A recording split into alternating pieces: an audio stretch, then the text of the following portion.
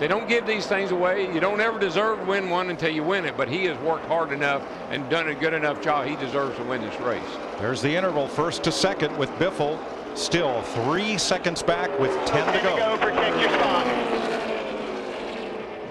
Now with 10 laps to go, Jeff Gordon actually just got back by Clint Boyer. He's back in the 5th position in the 24 car.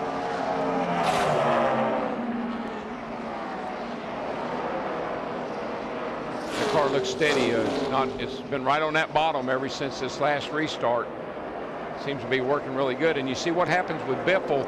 They told him to back his corner up a little bit, let off the throttle a little earlier. Driving away. Driving away. Beat the bottom. 2.9 seconds, first to second. It's the hardest thing for a race car driver to do is slow down and go faster. It just doesn't make sense to you, but it works. You know, you go back to a year ago when we debuted this new car at Bristol, where we go next week. There's no question the Roush Fenway group, they were so far behind on it, but they've come a long way in a year. Now this right here is a battle for the 9th position. Brian Vickers in that 83 car got the free pass twice early in the race, and here he is battling Jeff Burton in the 31 for the 9th spot. Good job by Vickers. He really has done a good job all day long. Denny Hamlin in the 11 car is 1 lap down. So that put 3 Camrys in the top 10. Kyle Busch, Tony Stewart, Brian Vickers with 8 laps to go. I think 2 questions have been answered today for the Toyota guys: dependability and performance. And so far, it looks like they've conquered those 2 things. And when I look at Brian Vickers in the 83 car, as we're going to be coming to 6 laps to go, remember, a car that has had to fight for their life all last year and the first 5 races of this year just to qualify. He comes in here 13th in the points. He's working on getting to the top 10. You can see it. If the race ended now, he would be in the top 10 in points. What a year. The difference a year has made in that race team. And that's kind of insurance for him, Larry, because now he could go to Bristol. If in fact something happened and he missed the race, he would still be in the top 35 more than likely. I like that crew chief they put him with this year, Kevin Hamlin. Oh, I like Kevin Hamlin. Thought he did a lot for Blaney and that team when they started. While we're watching Brian Vickers, let's make a note that they did put Mike Skinner in the team car, the first race that car has qualified for this year, and they're running in the 27th position. So at least that car has run all day long, which is big, considering they've not made a race. Can't make any notes if you don't make any laps. And that's the big thing about staying out there and running all day. Helps the whole team. 5 laps to go for Rowdy Busch. Now, Biffle has chopped it down to about 2.5 seconds. This battle for 5th will not go away. These guys have been swapping back and forth. This will be the finish back to the line right here for 5th. Tony Stewart now having to hold off his old Daytona drafting partner, Dale Earnhardt Jr. This is for 3rd place. I think Junior might have just a teeny bit better car than Tony right now. Looks to me like that even Tony is closing up a little bit on Greg Biffle again. That could become interesting here before we come to the white flag. Stewart has one of Toyota's 2 best finishes in Sprint Cup, a 2nd at Daytona in February. Dave Blaney got, a third by Dave Blaney at Talladega last October. So 2 thirds. Well, I'm going to tell you something, guys. Leader is hung up right now. Just went off in the 3rd turn, and Dale Jarrett, 3 to go right here. Dale Jarrett drove right up or down in front of him and broke his momentum, cost him a lot of time. You heard him tell him 3 to go. He's got about a 2.5 second lead over Greg Biffle in the 16 car. Just be careful right here now. These guys are trying to stay on trying to keep them going another lap down. So handle them with care. Can't get through. Can't get through. Boxed.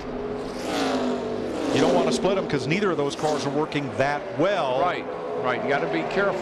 Well, he'll clear one of them. 2 to go. We're good. 2 to go. 2 to go. Jeff. And what I like here, We're good. I'm working on them.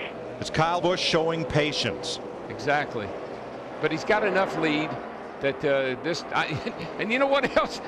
Probably tired. And here comes Tony. Tony's passed Greg Biffle for 2nd. Yeah, I could see Tony was catching Biff back there. Daryl, I dare say there won't be a driver out there that does not wore out after today. I'm telling you. Coming to the white flag. Plenty of, got a good cushion. Kyle Busch has never had a top 10 finish at Atlanta. Boy, in Sprint Cup racing. Oh my gosh, get off the back of him, man. Come on, guy. I don't know exactly what was going on there, but Patience Heck. Well, Coming to the checkers over here. that's a Toyota and a Toyota. I think I would have asked for a little help there if it had been me. That was Kyle Busch that said That coming was to the Kyle checkers over here. For the first time in Sprint Cup racing since 1954. Come on, folks, give my hand. And nameplates going Get to up on victory you. lane. Wild Thing wins. Yes. Kyle Busch Tell you what, wins the Kobalt Tools 500. good job, boys. And Good Tony job. Stewart, his teammate, they'll make it a 1-2 sweep. Dale Earnhardt Jr. third. Greg Biffle falls back to fourth, and Jeff Gordon comes home fifth. Congratulations, Addington, first one. Good job, buddy. Thanks, everybody. That is Guys Steve on pit road. Addington's first career Sprint Cup win as a crew chief. Great job. Look at that. Oh.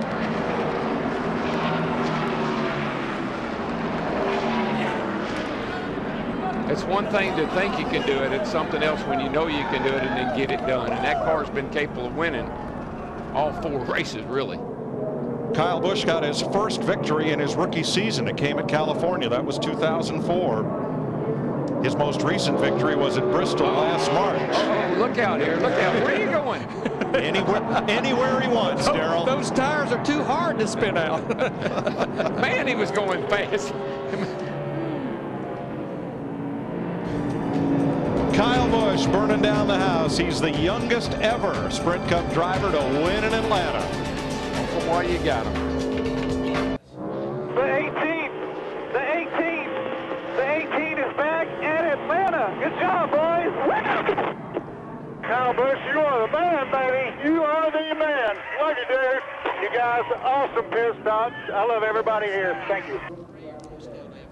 The man, Kyle Busch, youngest winner ever at Atlanta Motor Speedway, is getting soaked in victory lane, and so is Krista Vogel. I absolutely am, Mike Joy. After 1,000 miles of racing here in Atlanta, Kyle Busch ends the weekend like he started it in victory lane. On Friday, it was a truck. Now, for the first time this year, for the first time for Toyota on a Sunday, you're in victory lane. That's amazing. You know, first off, before I lose all my thoughts, I got to thank Snickers, M&M's, Interstate Batteries, Toyota, and Camry. This guy right here, Steve Addington, all these boys that have been on this 18 car from the beginning. And you know, the 18's always been the car to beat here at Atlanta for many, many years when this place was redone and with Bobby Labonte. And this means so much to come back here and do this. And May Car coming up and giving me his congratulations just really made that set in right. But Joe Gibbs Racing back at home, everybody in the shop, engine shop. I went in and saw Mark this week because I wasn't too pleased with our motors here already, but I guess we didn't need it today. We need more of handling through the corners, but still, I'm not laying down on you yet, buddy. You got to keep going, but overall, great day for Joe Gibbs Racing. He's talking about Mark Cronquist, their engine builder. It's time for Rowdy to get rowdy in victory lane. He wins 2 of the 3 races in Atlanta.